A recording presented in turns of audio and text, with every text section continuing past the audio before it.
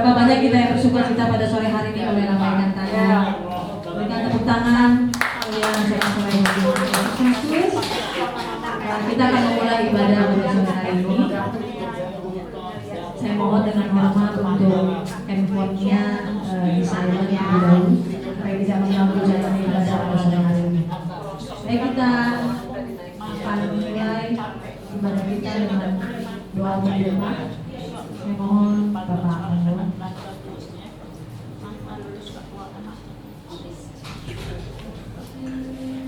Ibadah kita mulai ya.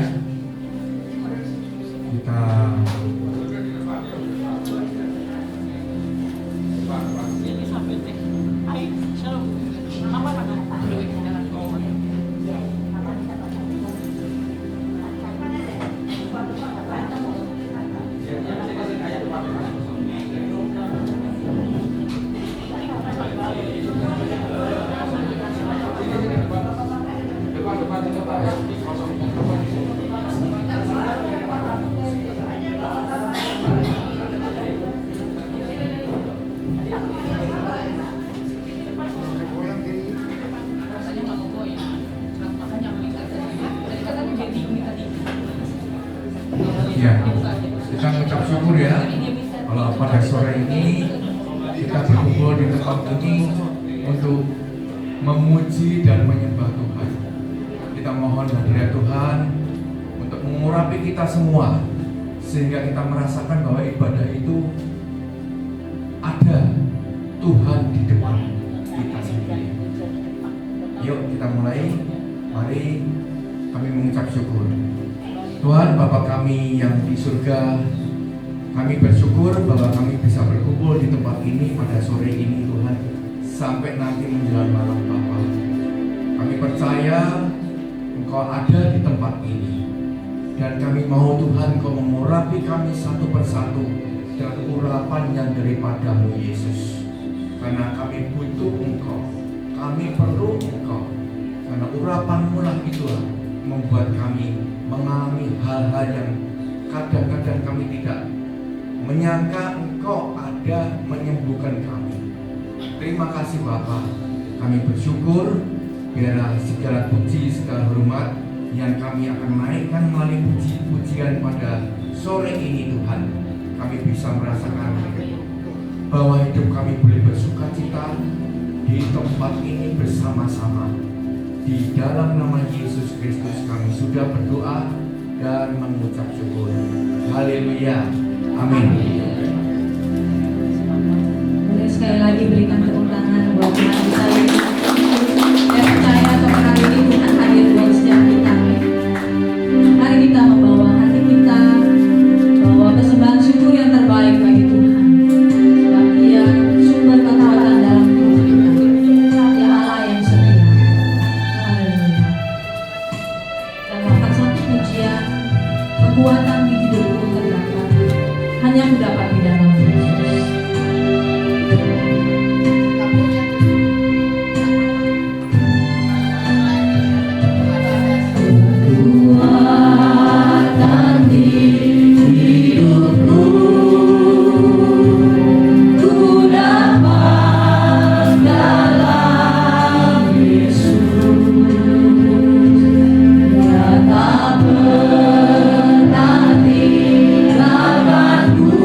Ku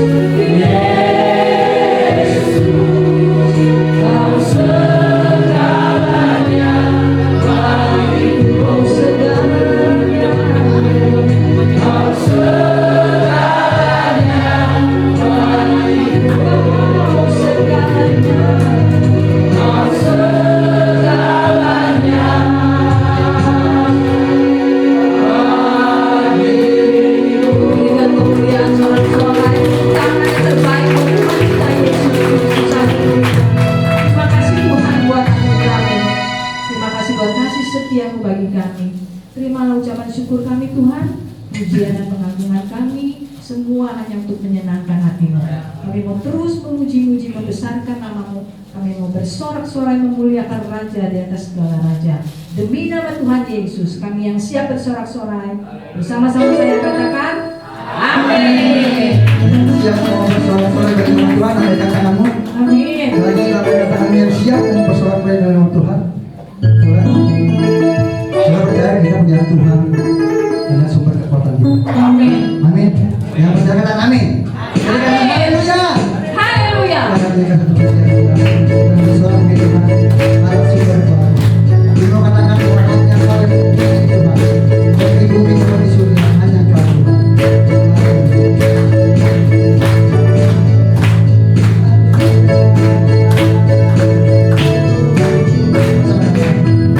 Hanya Kau milikku di surga, tiada yang memilikiku.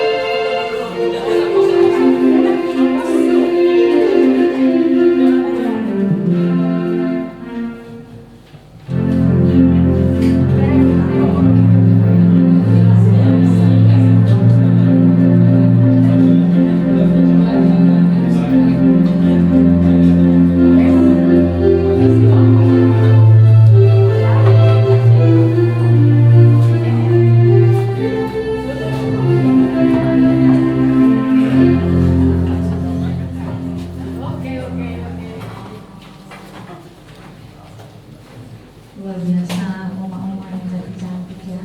Masih semangat ya. Suaranya pun bagus-bagus semua. Terima kasih. Selanjutnya saya akan panggilkan Bapak Paulus memberikan kesaksian.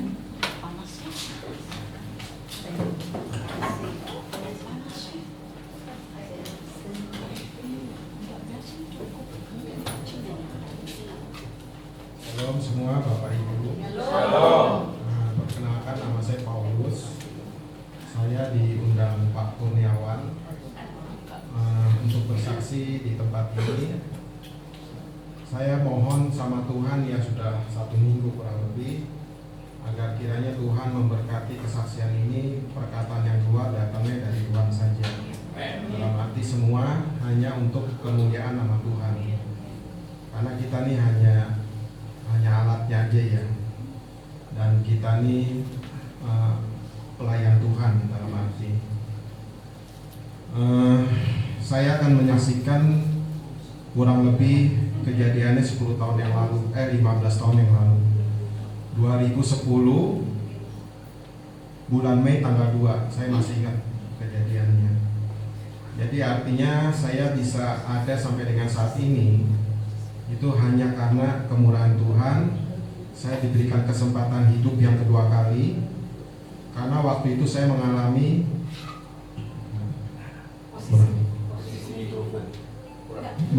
kecelakaan maut. Jadi waktu itu saya masih bekerja sebagai sales, keliling pakai motor dari Roksimas Jakarta, muter-muter daerah Tangerang, BSD, Gading Serpong, ya seperti itu kerjaan saya di perusahaan genset, mesin generator besar.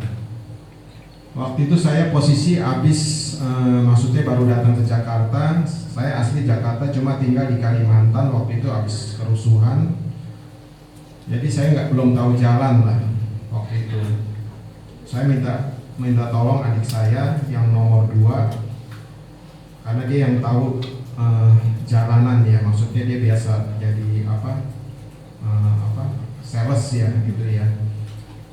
Saya sudah berapa kali pesan waktu itu, saya bilang jalan jangan terlalu laju. Terus saya bilang jangan lewat jalan Cengkareng, waktu itu baru dibangun ring road, jadi jalannya sempit. 10 kali saya ngomong ada, waktu di kantor, waktu di parkiran, sampai di gedung LTC, di parkirannya lagi.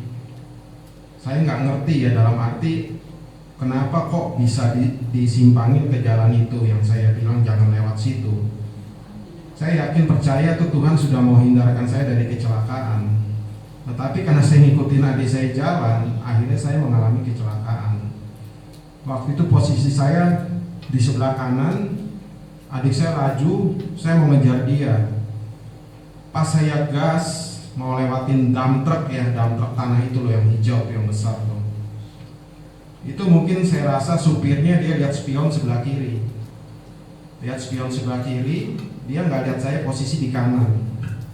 Jadi mungkin dia refleks begini, saya yang jadi korban. Setang saya kena spakbor yang besar itu, saya terguling-guling, darah semua. Orang yang ngelihat saya pasti mati. Saya yakin dan percaya itu bukan satu kebetulan, tapi mujizat Tuhan masih ada. Saya masih diberi kesempatan hidup yang kedua kali. Darah semua, mulut, hidung, semua keluar darah, pendarahan di dalam. Singkat kata, adik saya muter balik, dimasukkan ke taksi, dibawa ke rumah sakit Puri Indah yang terdekat. Saya pingsan waktu itu di taksi, saya sadar sebentar dalam tergeletak seperti itu. Kepala saya, otak saya nggak ngeblank atau nggak geger otak. Saya ingat tadi saya kerja, terus saya kesini, kok sekarang begini. Lalu saya mau bangun kayak orang lumpuh atau stroke ya, nggak bisa bangun gitu loh. Kok nggak ada tenaga ini? Nah di situ saya ingat Tuhan Yesus. Dalam arti gini saudara, Bapak Ibu, kita dalam hal apapun yang utama Tuhan dulu. Ingat Dia dulu gitu loh. Jangan dokter, obat. Nah itu biasa manusia suka kayak gitu. Jadi yang diharapkan manusia, bukan yang kuasanya. Saya cuma doa singkat, simpel, tapi tulus dari hati. Itu yang Tuhan dengar. Tuhan tidak melihat tampak muka kita, kita kaya, kita miskin, kita susah, ataupun kita hebat atau segala macam. Tuhan nggak lihat itu.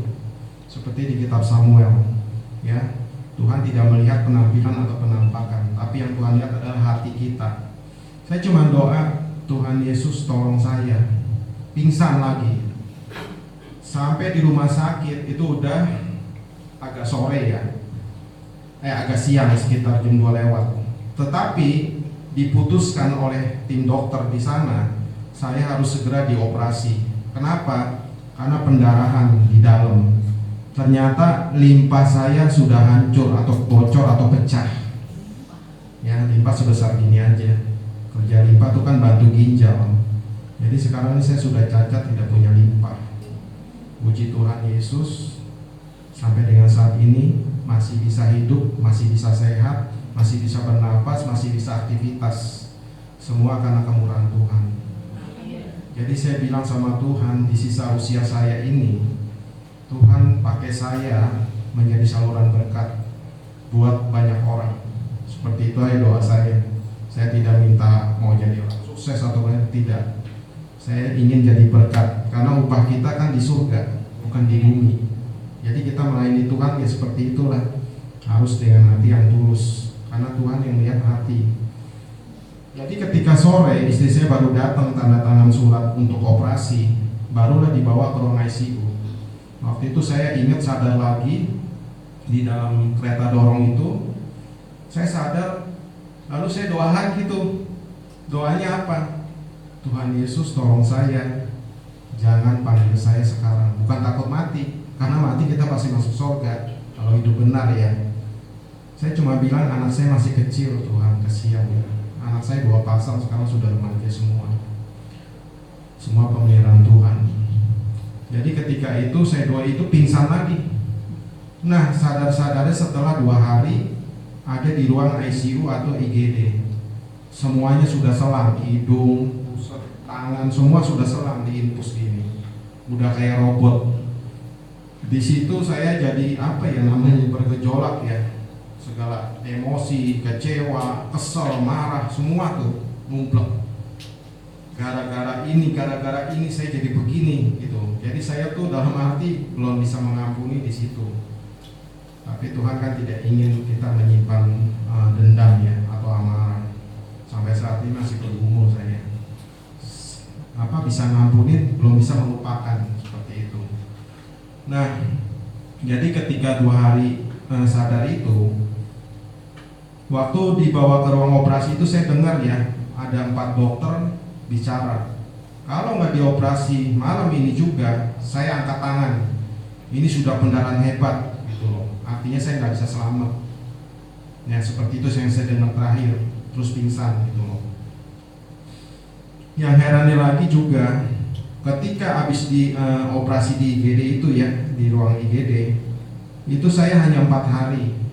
Yang biasanya pemulihan itu 1 minggu kurang lebihnya. Saya 4 hari. Kebetulan dokternya saya masih ingat, Dokter Sigit itu anak Tuhan juga. Bapak ini imannya kuat, Tuhan yang selamatkan dia. Dia ngomong gitu sendiri, saya dengar, gitu loh. Nah, puji Tuhan sampai dengan saat ini saya masih ada, masih hidup, masih bisa aktivitas. Adik saya yang nomor 3, tadi kan nomor 2 ya, pernah ngobrol sama saya. Katanya, kata dokter, kalau nggak ada limpa paling maksimal 10 tahun hidupnya. Saya jawab sama adik saya, gua lebih percaya Tuhan Yesus daripada dokter. Dokter itu kan cuma alat, bukan saya mengecewakan dokter ya. Artinya Tuhan Yesus tuh yang punya kendali hidup kita, yang memberikan nafas hidup, yang memberikan kekuatan, kesehatan. Ternyata adik saya yang tadi ngomong bilang hidup 10 tahun aja, dia sekarang sudah dipanggil Tuhan lebih dulu. Kemarin bulan Juli tanggal 24 saya ingat kejadiannya. Dia pun dipanggil Tuhan mendadak di mes kantornya, nggak ada yang tahu, tergeletak di dalam kamar. Artinya bukan manusia yang menentukan. Ya, kalau vonis dokter, wah ini tinggal 2 bulan, nggak usah percaya kayak gitu. Kenapa? Kita kan hidupnya sama Tuhan Yesus, bukan sama dokter. Ya, atau bergantung obat, harus minum obat itu. Kalau yakin dan percaya, ya pasti sembuh. Ya orang mati aja bangkit kok. Masa cuma sakit biasa kita nggak percaya? Ya seperti itu. Saya seringkali ngalamin sakit di perut kiri saya, seperti di pers-pers gini. Saya setiap sakit, anak saya dari bayi pun, saya nggak pernah ngandelin dokter. Saya tumpang tangan aja, demam kayak pilek, batuk. Kalau orang kan dikit-dikit dokter, dikit-dikit obat, nah seperti itu. Saya biasakan seperti itu, tumpangin tangan. Karena apa? Kan segala kuasa sudah diberikan sama kita, asal kita percaya. Jadilah sesuai dengan imanmu. Ya seperti itu kan. Demam apa terakhir anak saya yang DBD. Nah itu nanti lagi saya cerita. Nanti waktunya habis. Ini saya masih ada waktu nggak Pak? Saya mau memuji nama Tuhan dalam arti ujian ini kesukaan saya karena mewakili isi hati saya. Lagunya itu Pak. Bukan.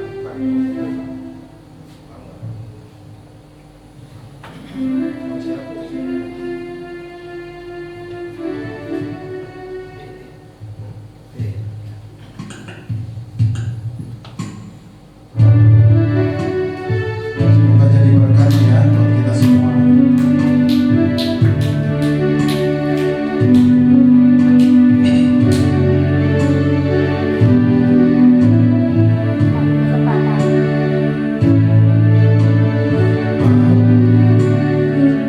Apapun yang terjadi dalam hidup ini, tak pernah kuragukan kasih-Mu Tuhan. Lewat gunung yang tinggi, dalam lembah yang suram, tak pernah kuragukan janji-Mu Tuhan. Kau berfirman dan sembuhkanku, Kau bersabda dan selamatkanku. Tiada yang mustahil bagimu, Yesus, ku percaya padamu.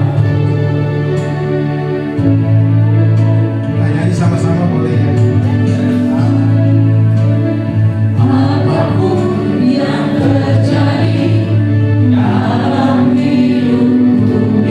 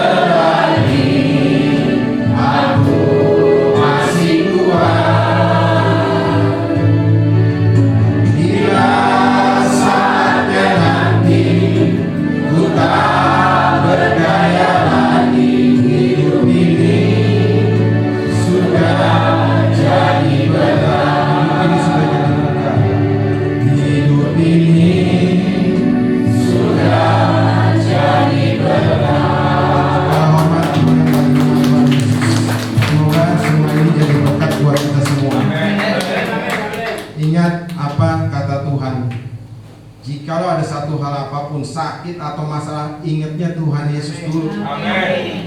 Semua anak saya pakai nama Immanuel. Kenapa? Tuhan selalu beserta. Jadi nggak usah takut mau masalah apapun dalam hidup ini. Ya nyawa aja diberikan kok. Apalagi masalah gitu. Apalagi penyakit. Andai kata pun Tuhan tidak dengar atau Tuhan panggil, toh masuk surga juga. Nah, itu aja, simpel aja mikirnya. Jadi nggak usah stres, nggak usah pusing, nggak usah bagaimana. Ingat Tuhan Yesus saja. Terima kasih.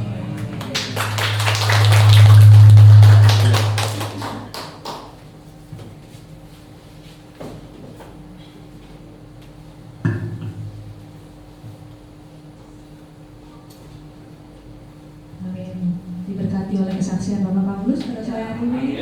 Sekali lagi dong berikan kemenangan saat kita mengandalkan Tuhan tidak ada urusannya. Ya, baik. Tiba saatnya kita mau mendengarkan kebenaran firman Tuhan. Kita mau siapkan hati, pikiran kita, karena kita tahu lewat firman-Nya kita diingatkan, lewat firman-Nya kita dikuatkan dalam menjalani hari-hari kita. Haleluya. Kami percaya Tuhan, bahwa tidak ada kuasa yang lebih besar di tempat ini selain kuasa Allah yang sanggup memulihkan hidup kami, Allah yang sanggup menolong kami. Haleluya.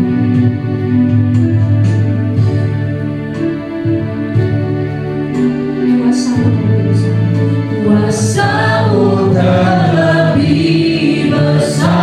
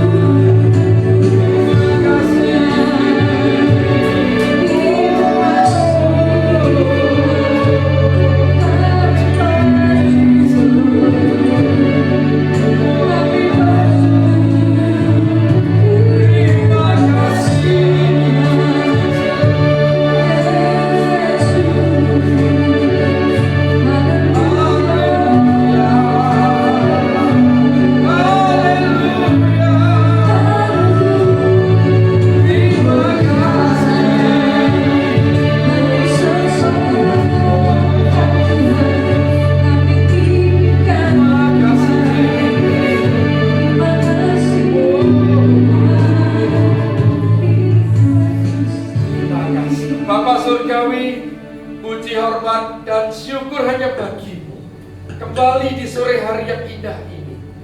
Berikan pesan-Mu melalui hamba-Mu yang lemah yang terbatas, yang setiap perkataan yang keluar dari mulut ini tidak akan pernah kembali dengan sia-sia, namun akan tersimpan di dalam setiap hati orang percaya yang mencari wajah-Mu. Engkau urapi tempat ini Tuhan. Setiap yang hadir di sini, Engkau jauh lebih tahu segala pergumulan masing-masing. Saat hamba-Mu menyampaikan apa yang Kau pesankan, urapi Tuhan, yang setiap perkataan yang keluar bisa menguatkan, menumbuhkan iman, memberikan semangat, seperti juga kesaksian dari Bapak Paulus ini. Tidak ada yang mustahil, segala sesuatunya Tuhan yang pegang kendali. Terima kasih Tuhan, Engkau beracara dari awal sampai akhir. Engkau Allah yang berdaulat penuh. Penuhi ruangan ini dengan Roh Kudus-Mu. Pimpin setiap perkataan ini bersumber daripada kebenaran firman-Mu. Hanya di dalam nama-Mu Tuhan Yesus, in Jesus name. Haleluya. Puji Tuhan. Amin. Shalom Bapak Ibu Saudara.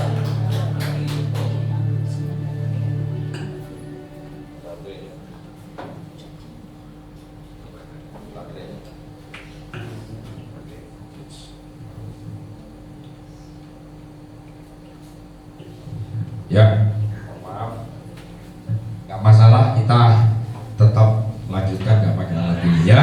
Baik, selamat datang bagi yang pertama kali hadir ya. Beberapa teman-teman dari Pak Paulus ya, dari Tangerang, Pak Yohanes, ada beberapa Pak Tony, dan yang baru-baru juga ada yang baru lagi di sini. Ada Rikau, lama-lama semua ya. Baik, shalom. Tadi kesaksian yang diberikan Pak Paulus sederhana tapi tertanam ya, tapi bisa menguatkan. Saudara, kehilangan limpa itu tidak bisa hidup normal ya, kehilangan ginjal, kehilangan apapun. Namun bagaimana Tuhan memelihara, menyertai Pak Paulus. Dia masih sering Jakarta dan traveling ya, dan memang kalau orang tidak punya limpa, itu pasti kondisi kesehatannya pasti menurun, jelas ya. Namun bagi seorang Pak Paulus, dia tidak melihat limpa yang hilang. Dia melihat Yesus yang lebih besar, amin. Dia melihat Yesus yang penuh kuasa. Dia melihat Yesus sudah memulihkan meskipun tidak ada limpa. Ya, kan memang limpa sudah diambil, tapi Tuhan sanggup memberikan kekuatan. Maka dia nyanyi tadi lagunya, hidup ini adalah kesempatan. Ketika Tuhan masih memberi kita kesempatan, mari Bapak Ibu, Opa Oma yang terkasih, kita segera kerjakan. Jangan menunggu, jangan menunda. Kita tidak tahu kapan Tuhan akan memanggil kita. Ya, baik. Nah, hari ini temanya Tuhan pegang kendali atas hidupku, seperti yang dialami oleh Pak Paulus. Ya, tema ini saya sesuaikan dengan kesaksian. Nah, ayatnya terambil dari, kita baca Bapak Ibu Saudara, Ulangan 31 ayat 8. Sebab Tuhan Dia sendiri, bukan yang lain, akan berjalan di depanmu. Dia sendiri yang akan menyertai engkau. Dia tidak akan membiarkan engkau dan tidak akan meninggalkan engkau. Apa saudara? Jangan takut dan jangan patah. Apa yang dialami Pak Paulus? Dia orang yang tekun ya, sekilas ceritanya dia rajin pelayanan di gereja. Kenapa Tuhan tidak melindungi? Nah, tadi dia sadar, sudah memperingatkan adiknya jangan lewat itu. Dia peka dengan suara Tuhan, tapi dia lebih menuruti suara adiknya. Jadi bagaimana dia mau nyalakan Tuhan? Gak bisa. Ya, banyak persoalan hidup ya, karena lebih menuruti kata manusia, akhirnya berantakan. Nah, kita perlu dengar-dengaran peka, mendengar suara Tuhan. Lewat apa saudara? Firman-Nya.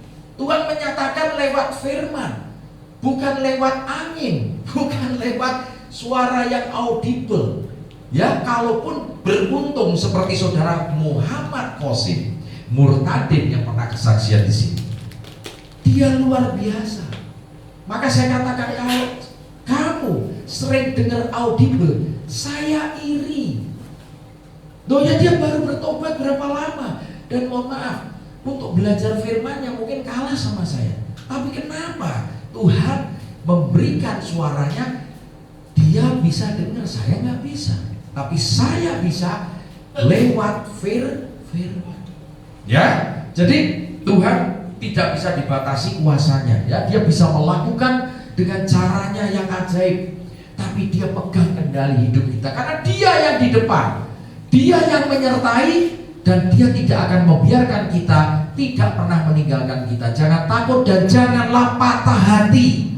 Ya, orang yang kecewa itu sakit hati, patah hati. Maka Tuhan menyambung hati yang patah, hati yang putus, disambung kembali menjadi utuh. Saya pernah berikan ilustrasi. Kasih itu berupa hati yang bulat, cuil, ya. Ada bolong-bolong. Bolong-bolong itu gambaran hati kita manusia. Nah, Kristus datang untuk mengembalikan hati yang bolong-bolong ini menjadi utuh. Amin. Kita menyatu kembali di dalam kasih yang sempurna, bukan kasih manusia, Bapak Ibu. Ya, oke. Baik, kita lanjutkan. Nah, semua yang sudah lahir baru, kita masuk kehidupan baru. Itu bukan berarti aman-aman, enak-enak aja. Nah, ini penting supaya kita tahu, ikut Yesus bukan berarti semua beres. Mohon maaf, hamba Tuhan yang berkata itu kacau. Setiap orang yang mau mengikut dia menyangkal diri ikut salib. Nah, ini dulu kita perhatikan bagaimana Yesus setelah dia dibaptis di Sungai Yordan, Roh Allah membawa dia kemana? Pada gurun. Ujian pertama, pencobaan yang Tuhan izinkan, iblis diizinkan loh ya. Perhatikan, iblis diizinkan mencobai. Kalau Yesus dicobai, kita juga pasti dicobai karena kita mengikut Yesus. Ya. Nah, yang pertama di padang gurun. Nah, di sini ada Ibu Grace. Kita bicara from grace to grace. Kalau pada saat kita dibawa ke suatu penderitaan, kita hidup oleh karena anugerah. Amin. Bagaimana mungkin Pak Paulus darah sudah berjujuran itu mati? Ya, seperti halnya satu teman saya, Dodi, ditabrak pick up, motor naik CBR mental, dia udah tergeletak, orang bilang udah nggak punya nggak ada nadi, ditutupin pakai apa? Pakai koran atau apa? Hidup lagi, Bapak Ibu.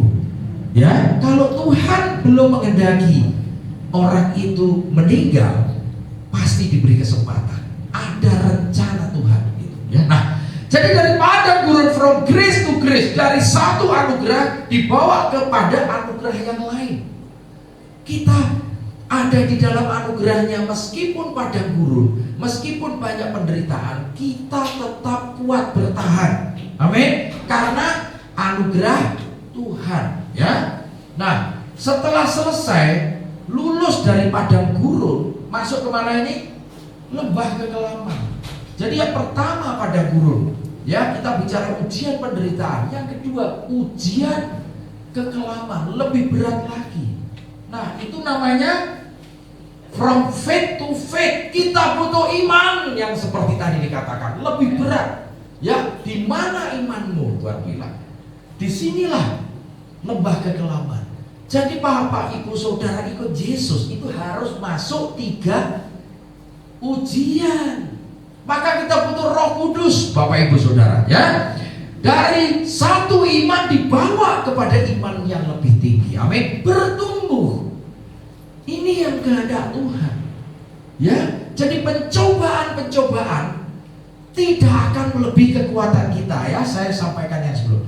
Setiap kita dicobai tidak akan melebihi kapasitas kemampuan kita menanggung pencobaan itu, menanggung penderitaan. Katakan itu ketika kita berkata penderitaan ringan yang saat ini kita alami tidak akan bisa dibandingkan dengan kemuliaan Allah yang akan dinyatakan. Ini penting, ya, ini. Nah, setelah dari lembah kekelaman, ya lulus lagi. Ya, coba ujian iman dari Yusuf, ujian iman dari Daniel, Sadrak Meshach. Ya, sampai dia masuk gua singa pun dia rela, berani. Nah, yang terakhir Bapak Ibu Saudara, lembah api. Ini paling berat. Kenapa harus masuk lembah api? Karena kita bersama Yesus akan dimuliakan. Amin. Maka masuk yang terakhir ujian lembah api. Ya, dikatakan kita hidup dari satu kemuliaan kepada kemuliaan yang lebih tinggi. From glory to glory. Ini dikatakan. Nah, kemuliaan Tuhan terpancar di dalam hidup kita setelah kita mengalami hidupku bukan aku lagi, tapi Kristus yang hidup di dalam aku. Saya percaya kehidupan Kristus harus semakin nyata yang ada di dalam diri Pak Paulus. Kalau enggak kuat dia menanggung penderitaan tadi. Sikap benar, respon yang benar, semakin kita serupa dengan Kristus, semakin kita kuat. Amin. Karena iblis itu gak akan berani ganggu, karena ada Kristusnya. Bukan karena kita rajin ibadah, rajin doa, tapi kalau sikap kita di hadapan Tuhan gak benar, itu sia-sia. Ya, jadi ini dulu. Nah, kemuliaan Tuhan terpancar di dalam hidup kita. Maka ada lagunya, api kemuliaanmu tercurah dari surga ke bumi. Bukan cari dari bumi. Orang cari api dari bumi. Salah. Api surga itu tidak akan bisa, istilahnya kalau kita dimuliakan, kita dipenuhi kemuliaan Tuhan, kita tidak akan kebakar apapun. Contohnya apa? Sadrak, Meshach, dan Abednego, dia punya iman yang benar. Ketika dia tidak mau menyembah berhala, dia harus masuk dapur. Panasnya seperti apa? Tapi kebakar enggak Bapak Ibu Saudara? Tidak. Karena api kemuliaan menaungi mereka. Mereka lolos, mereka lulus ujian yang namanya lembah api. Amin. Ya, ingat ada 3 ujian.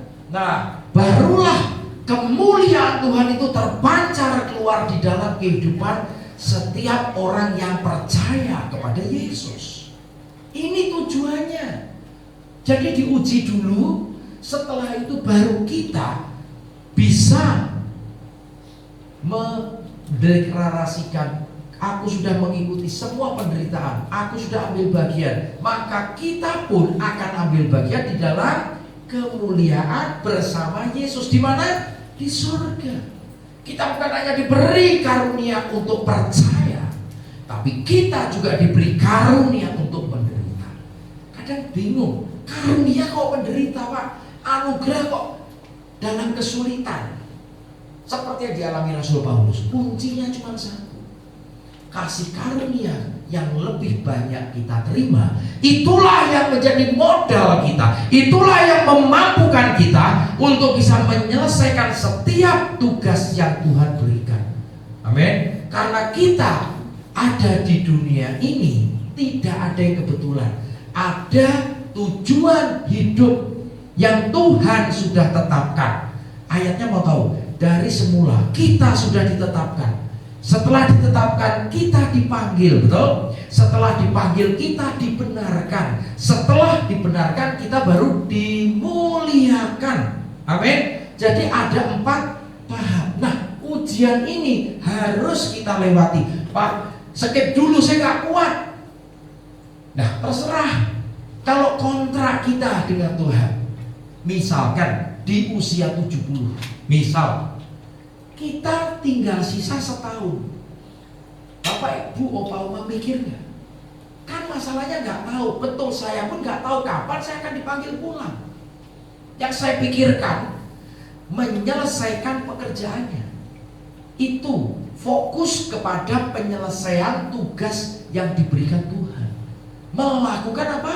Kehendaknya dan menyelesaikan pekerjaannya. Itu kuncinya. Ya. Nah, oke, kita lanjutkan. Lalu apa langkah-langkahnya? Lalu bagaimana kita merasakan bahwa penyertaan dan Tuhan itu gak pernah meninggalkan? Dari mana? Karena saya banyak konseling, orang berkata, Pak, Tuhan itu ada nggak ya sebenarnya? Jangan-jangan ini mimpi saya, jangan-jangan khayalan.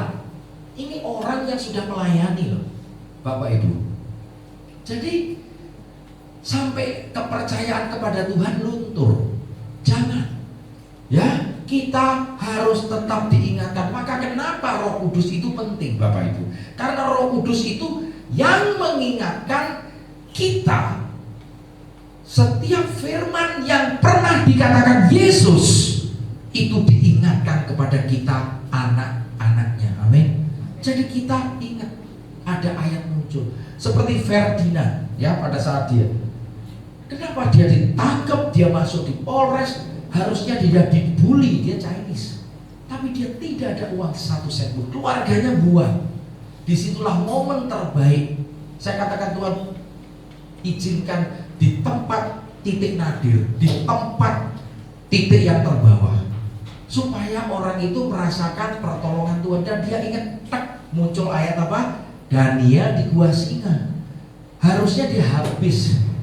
Itulah yang dialami, tidak disentuh, bahkan dia dikasih makan oleh para narapidana, bahkan sipirnya. Ini nggak masuk akal, ya. Tapi Tuhan membela dia. Ketika dia mengenal Tuhan di dalam penjara karena firman, dalam melayani, dia bilang saya disuruh bersihkan WC ikut, saya disuruh ini ikut. Dia tidak pernah menolak, Bapak Ibu, karena dia justru sungguh-sungguh mencari Tuhan. Ya, dia baru keluar 2 bulan, tapi kesaksiannya seperti dia sudah terbiasa, sudah puluhan ratusan kali diundang. Kenapa? Karena Roh Kudus yang memimpin dia. Ya, dari yang dibuang Tuhan pungut, Tuhan pakai dia. Amin. Ya, baik. Yang pertama, bangun keintiman dengan Tuhan terus menerus. Tuhan itu suka bersekutu, Bapak Ibu, hobinya. Yang kedua, tekun bersekutu dan berdoa sebagai gaya hidup. Dan yang ketiga, pujian dan penyembahan yang menyenangkan Tuhan. Nah, ini modal kita pada saat kita masuk di lembah padang gurun, di lembah kekelaman dan lembah api. Ya, yang pertama, bagaimana membangun keintiman dengan Tuhan terus menerus. Di sini kita butuh stamina rohani. Ya, kita lanjutkan ayatnya. Nah, Yohanes 15 ayat 5, bersama, ya, seperti Beni ngomong, we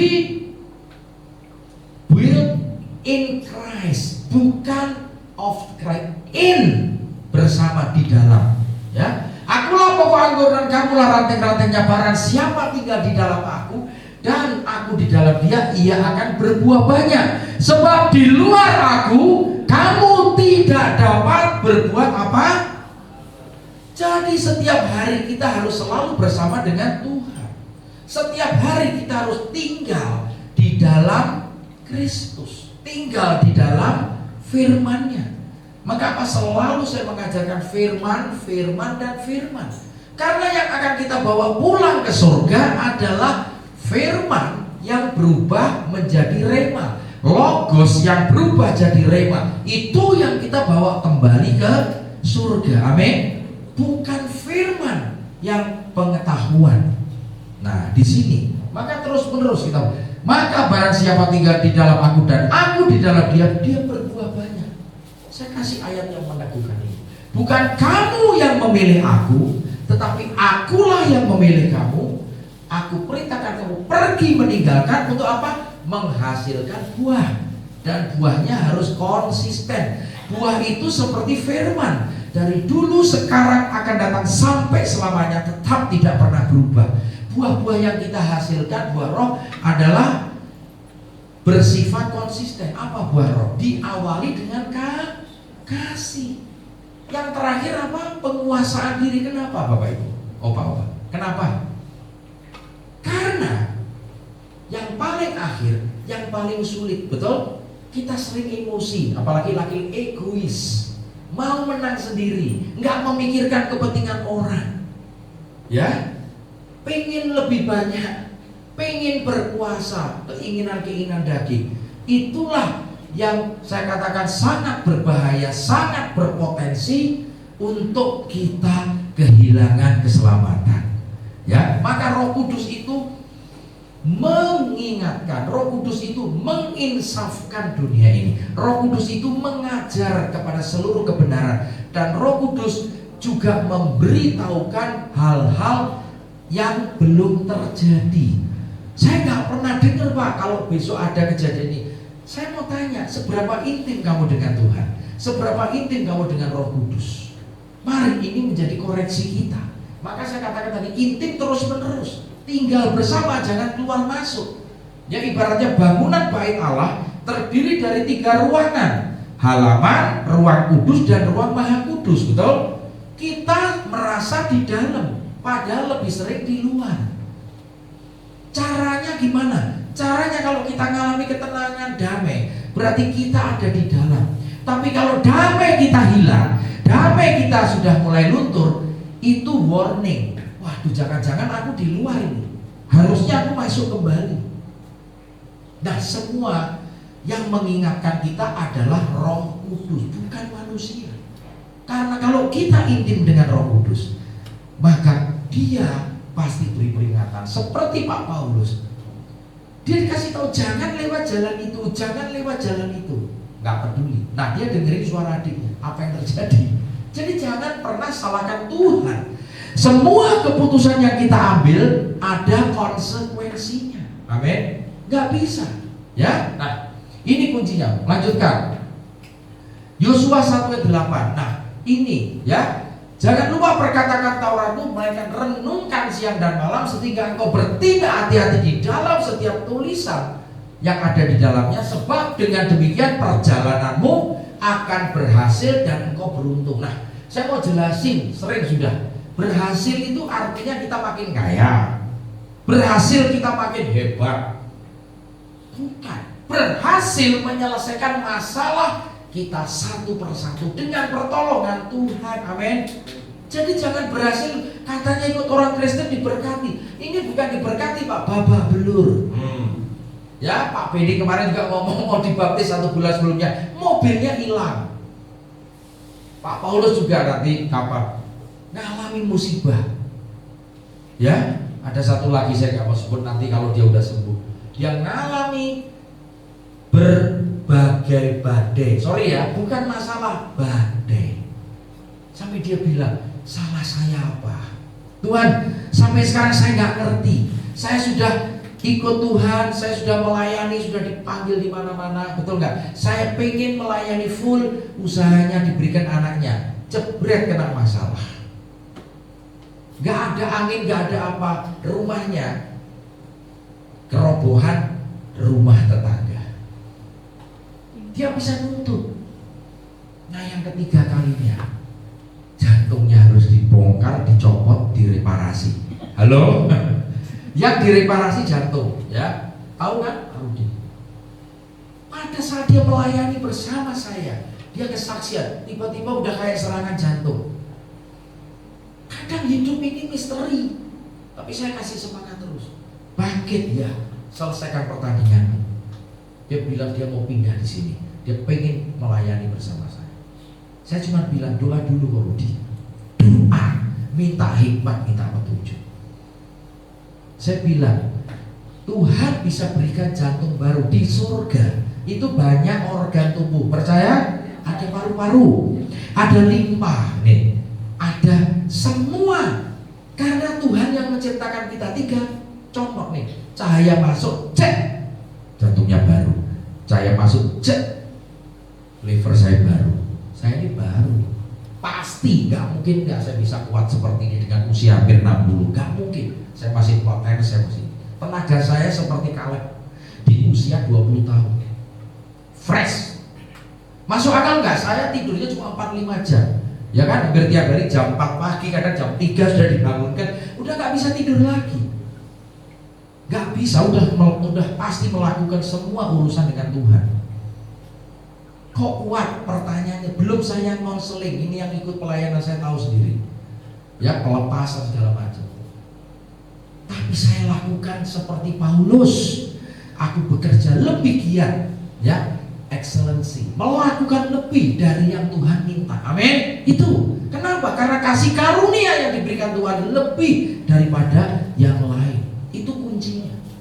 kita fokus kepada Tuhan, kita kerjakan semua tugas-tugasnya more and more, maka kasih-Nya lebih lagi dicurahkan di dalam kehidupan kita. Kuncinya kasih karunia, itulah modal bekal kita untuk menjalani dan menyelesaikan pertandingan iman kita mencapai garis akhir. Upahnya baru di surga, Bapak Ibu. Saya katakan sih, Pak Paulus, bukan di sini.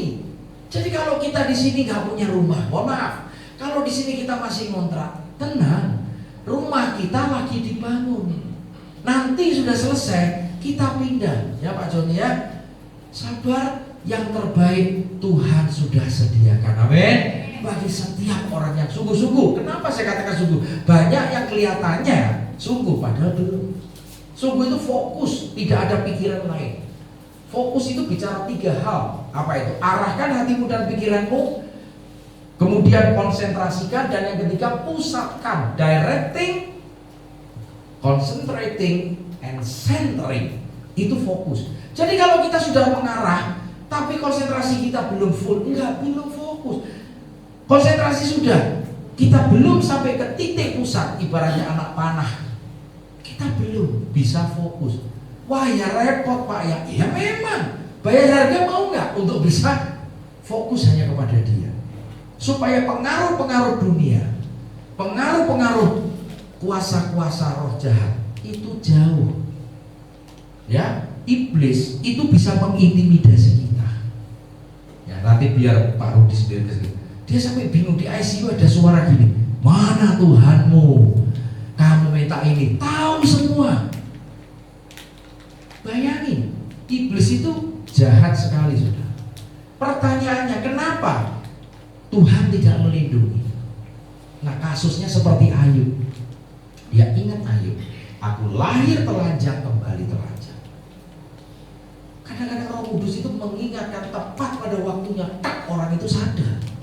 Apa yang diingatkan? Firman Tuhan. Apa yang diingatkan? Peristiwa yang ada di firman itu. Supaya kita sadar dan mawas diri. Ayub tahu nggak Bapak Ibu? Orang yang paling saleh pada zaman itu berarti seluruh dunia.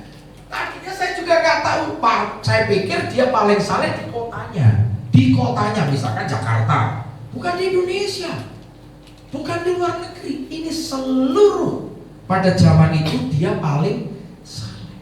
Nah, kalau orang yang seperti itu aja diuji, diizinkan Tuhan mengalami pencobaan. Nah, Yesus sudah ngasih contoh, kita pun pasti akan mengalami. Tapi jangan takut ya. Aku selalu menyertai, betul? Aku yang akan memberi kamu kekuatan. Ini intinya. Janjinya tidak pernah tidak ditepati. Tapi kita melakukan langkah yang benar dulu, hidup yang benar. Total ketaatan, hikmat kita dapatkan, baru relasi dengan Tuhan, Kristus dan jemaat. Itulah bicara kekristenan. Ya. Oke, kita lanjutkan. Nah, yang kedua, tekun bersekutu dan berdoa sebagai gaya hidup. Ini kalau saya di RPKFF 2 ayat ini sudah saya bahas. Yang pertama, Markus 1 ayat 35. Pagi-pagi benar, hari masih gelap, ia bangun, pergi ke tempat yang sunyi, menyendiri, berdoa, bersekutu dengan Bapaknya. Untuk apa? Mendapatkan kekuatan. Ya, yang kedua, kita sebelum beraktivitas Bapak Ibu, kita harus perangi dulu. Kita tidak tahu, kita bisa ribut sama orang, kita bisa jengkel sama orang, ya kan? Kita nggak tahu. Tapi kalau pagi-pagi benar, kita berdoa, Tuhan, Engkau lebih tahu apa yang akan terjadi dalam hidupku. Maka kan tadi judulnya Tuhan pegang kendali. Kita doa dalam nama Yesus, Tuhan, Engkau jadikan aku pemenang. Karena kita jadi pemenang dalam setiap persoalan, dalam setiap konflik, semua. Ya, Tuhan yang mengerjakan dari awal sampai akhir. Ya, inti sarinya di situ. Oke? Nah, jadi gaya hidup yang harus kita lakukan, hidup dalam kesunyian, baru kita alami kesenyapan, ketenangan, kedamaian, dan yang terakhir keheningan. Keheningan bicara refleksi diri, hubungan intim. Ya, ini. Yang kedua, Yudas 1 ayat 20. Perhatikan, akan tetapi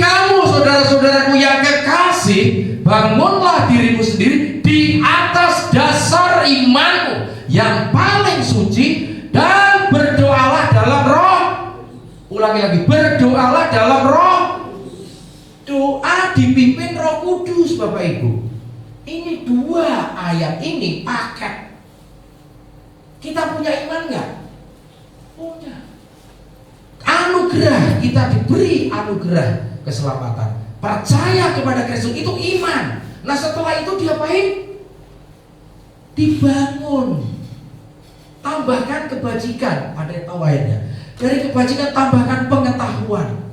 Dari pengetahuan tambahkan lagi ketekunan. Dari ketekunan tambahkan lagi jadi kesalehan, penguasaan diri. Terus baru kita bisa mengasihi kepada saudara seiman. Kasih dari saudara baru mengasihi seluruh umat manusia. Ada tahapannya. Itu kita bicara iman. Ya, di sini. Bangunlah dirimu sendiri di atas dasar imanmu yang paling suci dan berdoalah dengan pimpinan Roh Kudus. Karena setiap langkah kita Tuhan yang atur. Setiap langkah kita harus dipimpin Roh Kudus. Dia datang, dia diutus untuk memimpin langkah kita, menjamin keselamatan kita. Men. Yang ketiga, pujian dan penyembahan yang menyenangkan. Bukan lagu favorit kita nyanyikan, enggak. Kita harus tanya dengan Tuhan. Selera Tuhan tidak sama dengan selera kita manusia. Maka kita perlu memiliki hikmat. Kamu suka lagu apa? Pujian baru bukan berarti lagu rohani yang baru, tetapi lagu rohani lama dinyanyikan dengan irama yang berbeda. Oke? Nyanyikan baginya nyanyian baru. Petiklah kecapi baik dengan sorak-sorai. Mazmur 22:3. Pada Engkaulah yang kudus yang bersemayam di atas puji-pujian orang Israel. Tuhan bertahta di atas apa saudara? Pujian umatnya. Pujian yang bagaimana? Pak, saya rajin puji, saya rajin nyembah. Apakah yang kau nyanyikan pujian itu menyenangkan dia? Sudah sesuai seleranya. Nah, Pak San ini pemusik, kita sudah bagus, tapi seleranya beda. Karena levelnya udah tinggi. Maestro, kita cuma level bawah. Bisa nyenengkan nggak? Mungkin di kalangan bawah kita paling hebat juara nyanyi di kampung, juara nyanyi tingkat RT RW, juara nyanyi satu kota. Tetap tidak bisa menyenangkan. Seleranya berbeda. Apakah itu diukur dari iman? Nah, apakah harus saya punya iman tinggi baru punya menyanyi pujian yang menyenangkan? Enggak juga.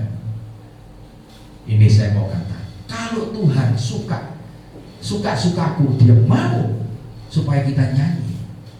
Meskipun iman kita masih di level bawah, bisa nggak? Bisa. Karena dia yang mau, dia yang memampukan kita. Itu kuncinya.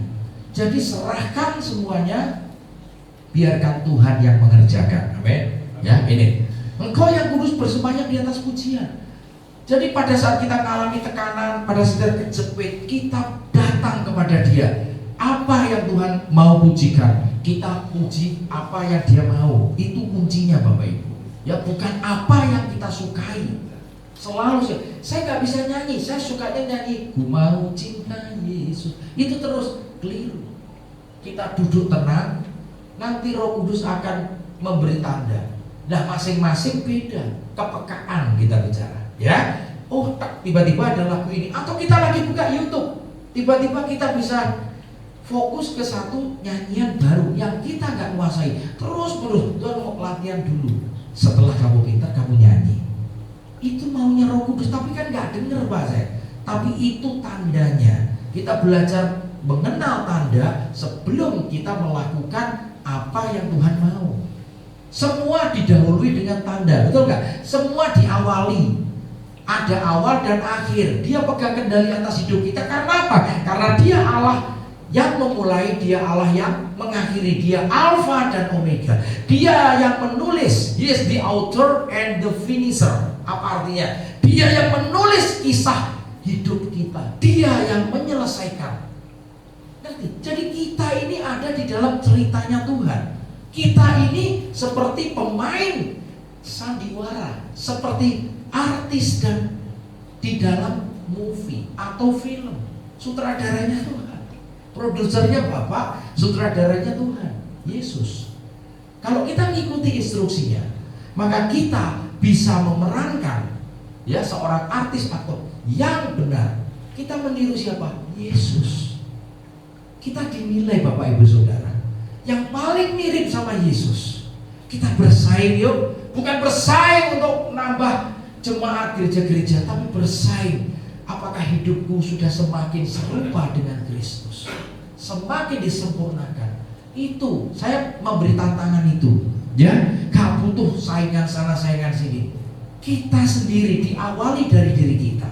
Apakah kita sudah semirip sama Kristus? Apakah orang lihat kita ada gambaran Kristus di dalam hidup kita?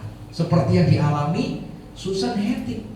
Ketika ditanya reporter, Ibu, ada kan pendeta besar, ada KKR ribuan, puluhan ribu, yang paling berkesan apa? Dia ngomong, ketika seorang anak autis usia sekitar 12 tahun mendatangi podium pada saat dia KKR di Afrika Selatan. Tahu nggak? Anak autis akut, orang tuanya semua keluarganya sudah nyerah. Lu mau mati mau apa? Nggak bisa, karena nggak bisa ngomong sama anak ini. Tapi hari itu Tuhan pakai anak ini dan dia ngomongnya gini, "Ma'am, I see Jesus in your face." Ibu, madam, aku lihat Kristus di dalam wajah, di dalam gambaran hidupmu. Dan itu yang dinyatakan kepada reporter di CNN. Reporternya langsung bingung. Dia nunggu berapa ribu yang bertobat, berapa ribu yang sembuh, berapa ribu yang mengalami terobosan. Enggak. Yang paling berkesan selama puluhan tahun dalam pelayanan, ketika ada seorang anak autis yang gak mungkin bisa sembuh.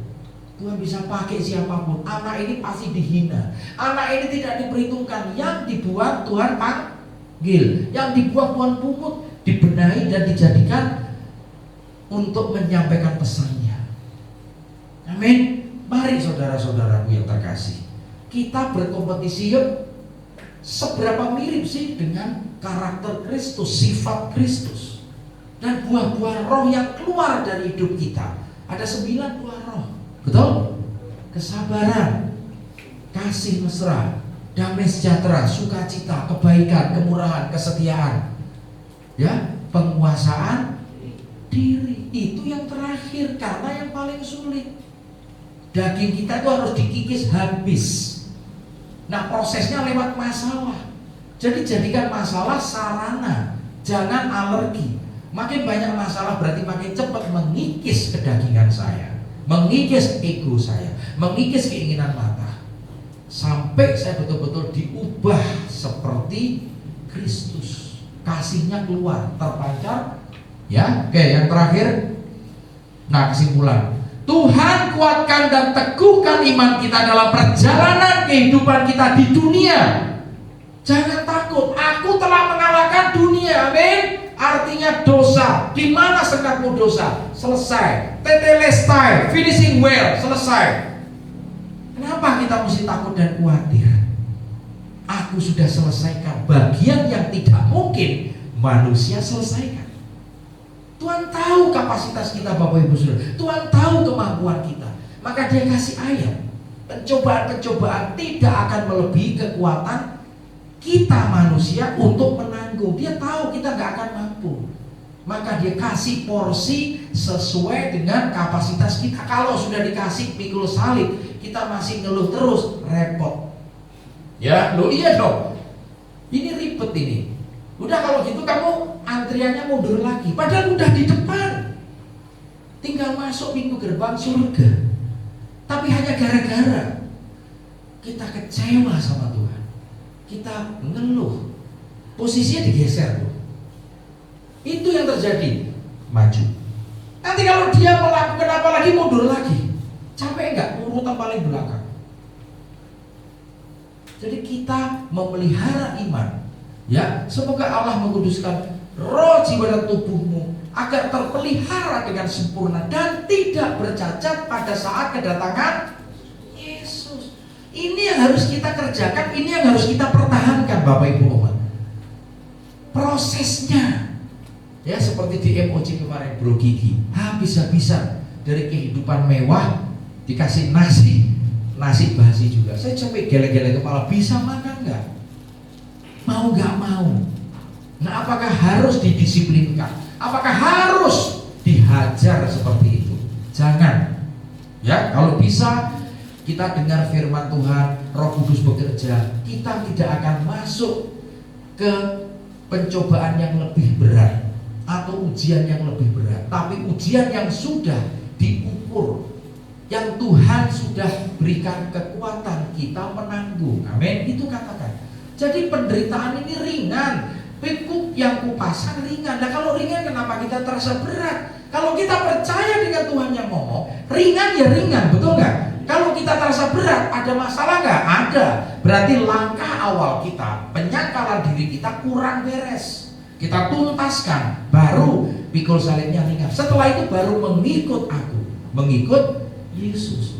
Ya, kuatkan dan teguhkan hatimu, janganlah takut dan janganlah gemetar karena mereka. Ya, sebab Tuhan Allahmu dialah yang berjalan menyertai kau, Ia tidak akan membiarkan kau dan Dia tidak akan meninggalkan kau.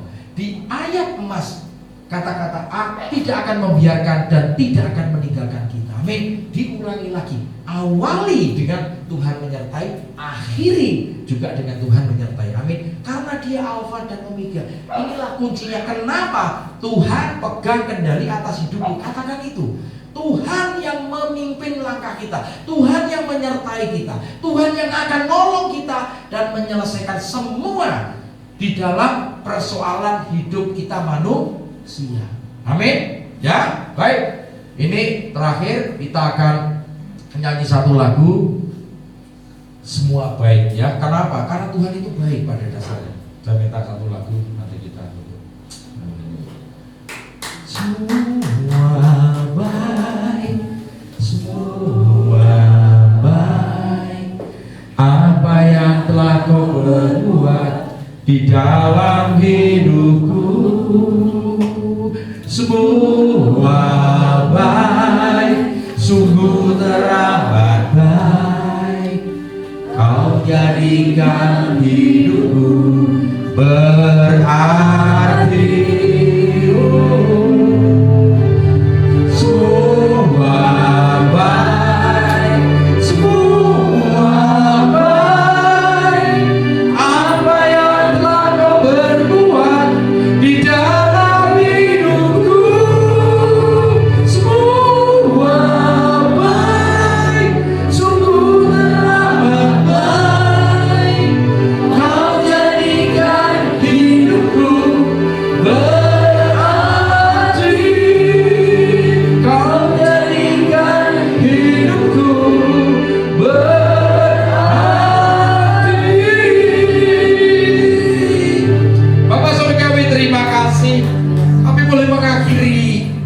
Persekutuan sore hari yang indah ini, pesanmu sudah hambamu sampaikan.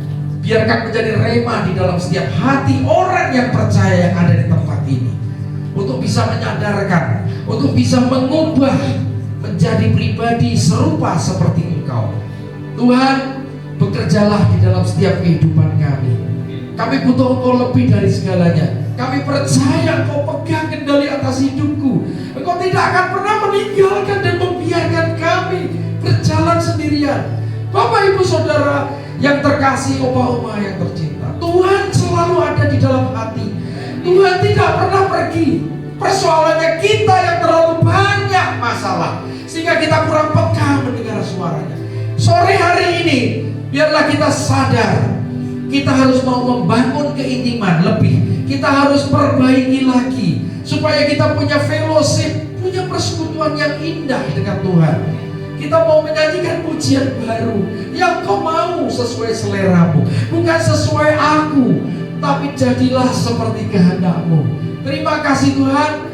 Kami serahkan semua yang sudah hadir pada sore hari ini, semua tim pelayanan, baik WL, singer, pemain keyboard, multimedia, semua yang ikut melayani konsumsi, kami serahkan ke dalam tangan-Mu Tuhan. Tingkap-tingkap langit surga terbuka, diberkatilah kesehatanmu, diberkatilah keluargamu, diberkatilah usahamu, diberkatilah pelayananmu, diberkatilah seluruh aspek kehidupanmu, dan biar sinar terang kemuliaan Allah Bapa dan cahaya wajah Yesus Kristus selalu menyinari kami semua sampai dengan Maranatha. Di dalam namamu Tuhan Yesus. Haleluya, puji Tuhan. Amin.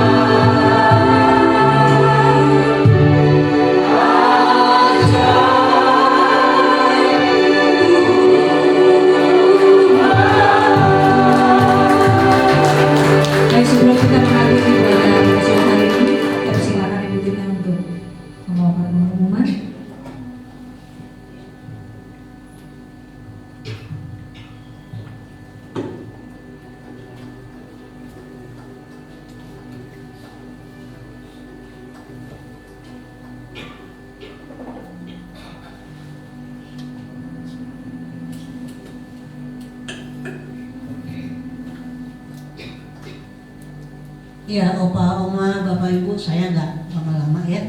Hanya sedikit info, apa sih yang sudah kita lakukan dan apa yang akan ini di hari Kamis depan.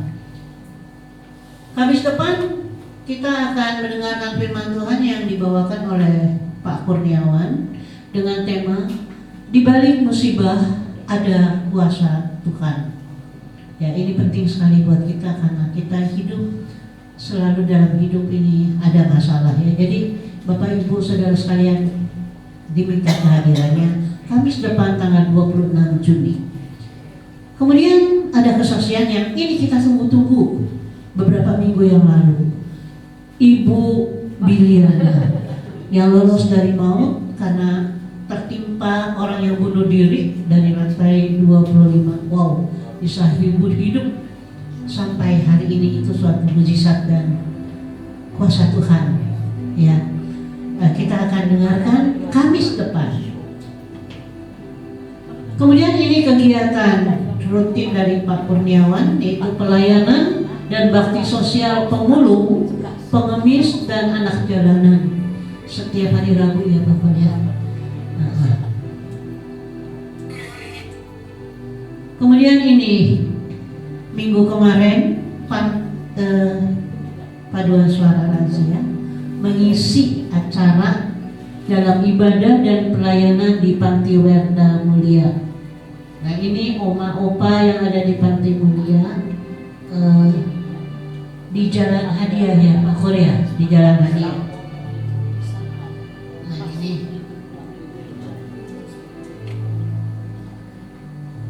latihan paduan suara tetap ya Ibu Komandan setelah ibadah. Worship night, kami mengundang Bapak Ibu sekalian yang tergerak hatinya untuk ikut worship night nanti jam 6:30 sampai jam 7, di mana kita bisa bersekutu memuji Tuhan ya, dan kita juga bisa merasakan kehadiran Tuhan bersama dalam puji-pujian.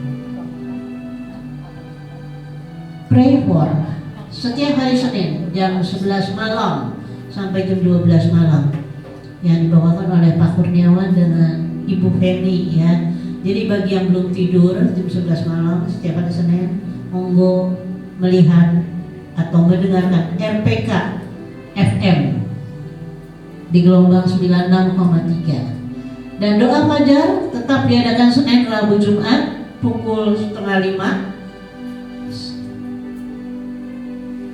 Nah ini bagi yang mau belajar gitar boleh bersama pakarnya Pak San jam 2 ya setiap hari Kamis. Di sini tepatnya di sini.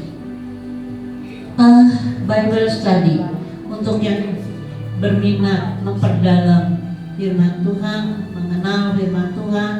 Mari kita bergabung dalam Bible study melalui Zoom setiap Rabu jam 7:30. Jam 7:30 ya Pak ya? Mulai ya. Man of Christ setiap Selasa jam 7 di Kopi Luar Batas, Apartemen Royal Mediterania. Ini setiap Selasa untuk kaum bapak ya. Tapi kadang-kadang ada ibunya juga yang datang sih. terdampar itu ibu-ibunya lagi jalan tertiup angin masuk ke sini gitu ya. Ya, healing, counseling, and prayer bagi Bapak Ibu sekalian yang mungkin ada masalah ingin didoakan oleh Pak Kurniawan, boleh menghubungi Pak Kurniawan setelah ini atau kapan dibutuhkannya untuk didoakan atau melakukan counseling. Nah, sekian info hari ini. Selamat sore. Terima kasih. Tuhan Yesus memberkati kita semua.